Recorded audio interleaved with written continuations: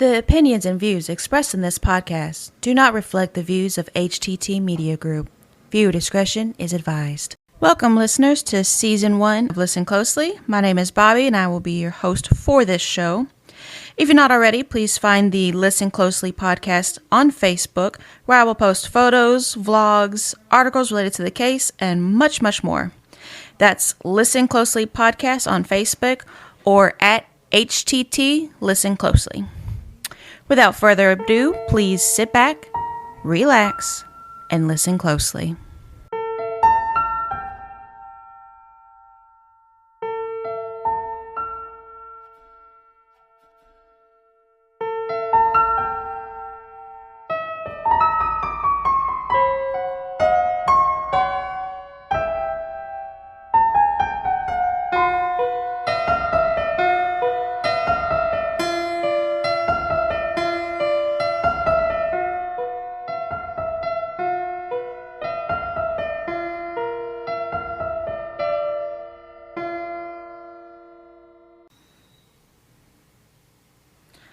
All right, so episode 2.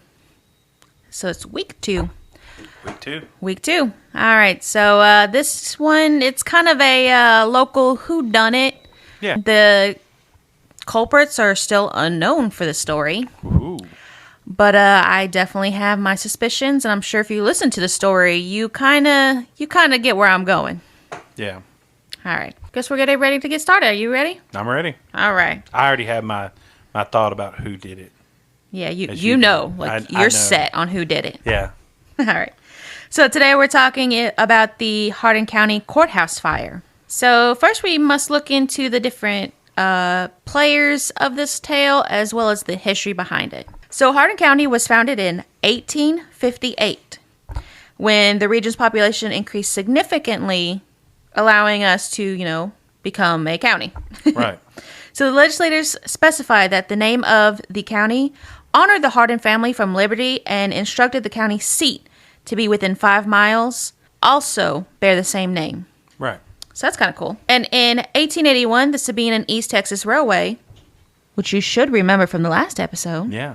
And it's kind of funny you're saying this because all of Texas plays into the Hardin County stuff. Kind of. A little bit. I mean, they were connected. So in 1881, the Sabine and East Texas Railway bypassed Hardin. So it just said, nope, we're not going to you. Yeah. And it went instead in favor for its own newly developed town named Kountze. There you go. Which we know about Kountze, Texas, all of Texas, 3 miles north. So let's get into Kountze, Texas, and the Kountze brothers for a moment. So there were some pretty big fat cats from the Nebraska area. They founded the First National Bank of Omaha. So when I say they were fat cats, they really were. And there were 4 of them, correct? There were 4. The 2 we will be mainly discussing is Herman and Augustus Kountze. And they were some early financial backers of the Sabine and East Texas Railway. One of the Kountze brothers, I can't remember which one, but he was the government director for Union Pacific and quoted as being influential in placement of the headquarters. So, they were very big businessmen as well as, pretty big in the railway industry. Well, and also you remember back then the railway was the thing, all over the United States. You couldn't really go anywhere. Their big thing was trying to connect the East and the West. Yeah, I mean, 1881, there's no cars, no trains, there's nothing. Yeah. You've got railways and boats. Yeah. And if you're in this area, and horses, which that takes a while. You know, that's where we get our horsepower from. Right. But anyways, so they were very successful businessmen, and so they ventured into buying land here in Texas and built the Sabine and East Texas Railway to capitalize on the ever-growing timber industry, which we learned from last time was a booming sensation. But agitation soon developed over the location of the county seat. The Kountze brothers felt that they should move the seat to Kountze, Texas. But, it had already been established as being in Hardin, Texas. And Hardin County being the county seat, being Hardin, Texas. I mean, kind of makes sense. Right. Hardin County, Hardin, Texas. Right. Makes sense. But, they fought over it for a while. So an election had to be held over this dispute. And the majority of the residents actually favored that the county seat remain in Hardin. Right.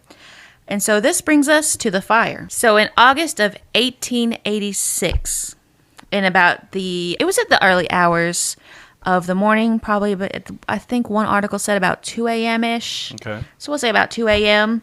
The courthouse was discovered to be on fire. So the structure burned rapidly to the ground with nothing saved except for the items in an iron safe. Now, if you think about the buildings back then, obviously they were not concrete, strong buildings. They were wooden. Most of them, yeah. Most wooden, yeah. So you think about, it couldn't have possibly burnt down that fast. No, it burnt. It burnt down real fast. Yeah. Well, now, most of your banks were, they didn't have brick, but they had mortar at the time. But courthouse. Brick burns really fast, if you didn't know. Yeah. I don't know if people And I mean, the structure is made of wood. Yeah. So, you might have, some mortar on the outside, but your structure's wooden. So, if your structure goes, everything goes. Yeah. So, it doesn't even matter. Yeah, and usually it was the base of the building that was brick. Right. So, nothing was able to be salvaged from this fire except for just a very few items in an iron safe. That's crazy. So, everything's gone. All records, all history. Yeah. Who owns what is gone, birth Deeds records, everything's gone. Right? Man. So because of that being such a devastating blow to our county, they said that this would be felt for years. Right. Due to that many lost records. So who caused the fire? Or what caused the fire? I don't know. So the eyewitnesses that were there at the fire said that they could smell kerosene in the air. And in fact, there was a pint jar, just a little pint jar filled with the chemical. Right. Left on the scene by someone. So just to give you a little foresight to that. So back then, obviously, electricity, they had certain types of electricity, but a lot of people, especially down in this area, still used the kerosene lamp. Well, yeah, I mean, this area was still growing. But they didn't, for a jar of kerosene to be left there, because there never should be a jar of kerosene around a bank. I could courthouse. Or courthouse. Courthouse, sorry. I don't know why I said bank. But yeah, there shouldn't be a jar of kerosene at a courthouse. That doesn't make any sense. Yeah, and unfortunately, because it's 1886, there obviously was no fingerprinting available or anything. Basically, you have to be caught in the act. Correct. Otherwise, you're not going to get caught. So, it's still technically an unsolved mystery of who exactly burnt down the courthouse. But, obviously, we have our theories because who benefited from this fire? Well, let me get into that for a second. So because of this fire, they had to have another election about, should we rebuild this courthouse or go ahead and move it to Kountze, who's booming, doing fairly well for themselves. Should we just move it? So again, they had another election, and that election, along with the fire and everything going up in smoke, they decided to go ahead and move it to Kountze, Texas. So, who benefits from this fire? Well, obviously the Kountze brothers do. They do. So, did they do it? I don't know.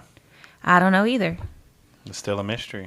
I personally think, yes, if they didn't do it, they played a part in it. Right. Because nobody benefits from this fire. Actually, a lot of people got screwed because of this fire. Right. If I had some land, my deed's gone. So, looking at it from perspective and reading back on a little bit of the history of the Kountze brothers, I don't necessarily think that they would be the ones to get their hands dirty, but I do think that they would be willing to put some money in somebody's back pocket to make it they're businessmen. Yeah. They know how to play the game. Right. They've played the game for quite a while. Yeah. Now, obviously, we're not saying they 100% sure did it. Correct. We don't know.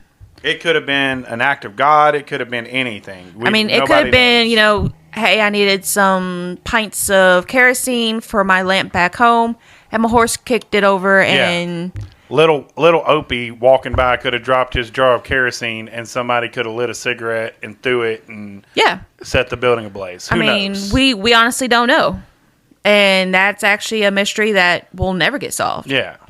I mean, we just know that, it went up in smoke. It did happen. Yeah. And now because of that fire, Kountze, Texas is now the county seat. Correct. Yeah. So you said Hardin County was named after the Hardin family. Yes. Okay. And where did they live in Hardin? So they lived in Liberty. Liberty. Right. Yes. Okay. You said that at the beginning. Yes. Yes. Okay. But, and you can look up the Hardin family, and actually you can look up the Kountze brothers because they're actually pretty cool and interesting to look into. And still around. So the relatives. So the relatives no longer live in this area. Correct. From what I've read, they all are still back up north. There are still Kountze people. Yeah. I mean, obviously, you know what I'm saying. The relatives. The relatives, yeah. People still bear that last name of Kountze. Right. And Kountze, Texas is still a pretty hot little town. Yeah. I mean, it's the county seat. It has a Hardin County museum there at Kountze. There's actually a music thing there, like it's called and in fact, the music thing is funny enough called the county seat, where people go and play live. You got the courthouse, the jail. Kountze, Kountze did really well because it's the county seat. Yeah. So, I don't know.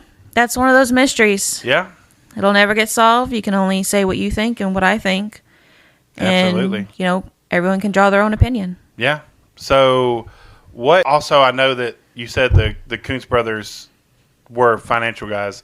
Mm-hmm. I know that looking back on records that they opened First National Bank, which is funny because we still have First National Banks around here. Yes. I know there's one in Woodville, which isn't too far away from Kountze. Oh, no. And then I think there might be one. Maybe there might be one in Kountze, possibly.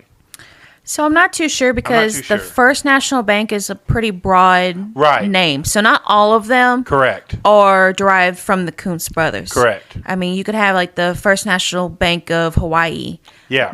Could be totally different. Right. Whole nother family, whole nother story. Yeah. So we're not saying that all of them are connected. Right. It's just certain ones are connected with the Kountze brothers. There you go. So, out there, I guess the question is, who do you think did it?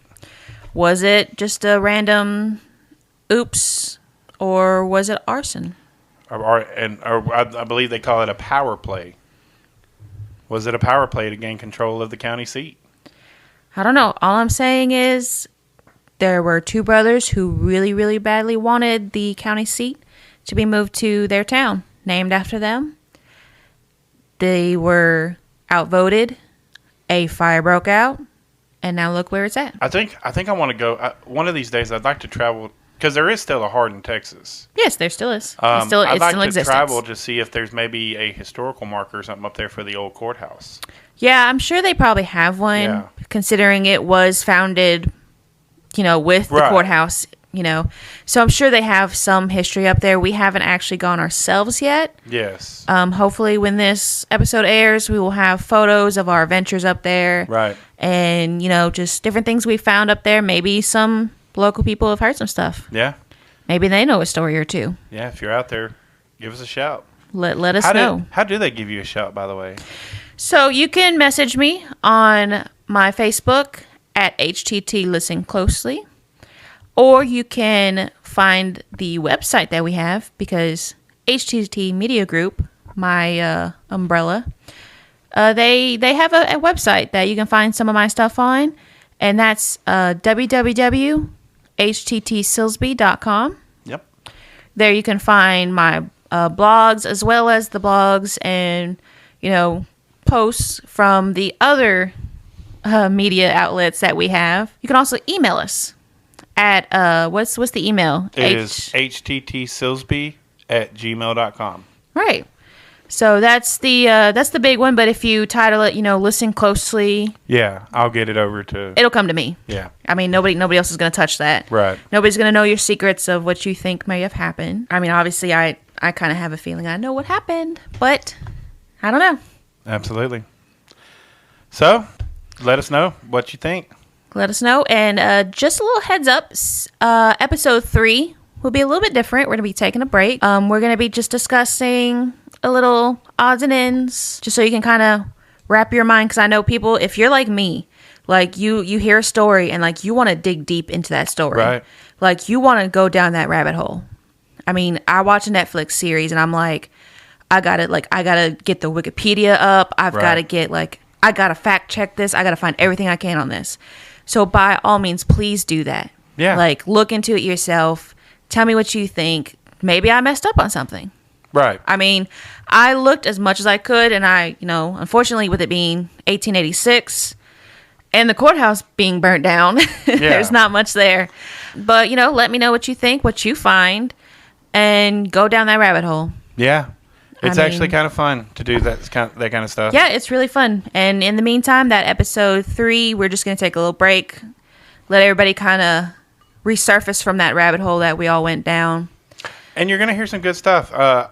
I think you're going to share some stories about... Yeah, we're just going to give a little background of who we are, what we've maybe experienced in our lives, and, just kind of take it slow pace. And you'll get to learn about Junior. Ooh, I wonder who Junior is. You'll have to wait until next episode. And I guess you'll have to listen closely.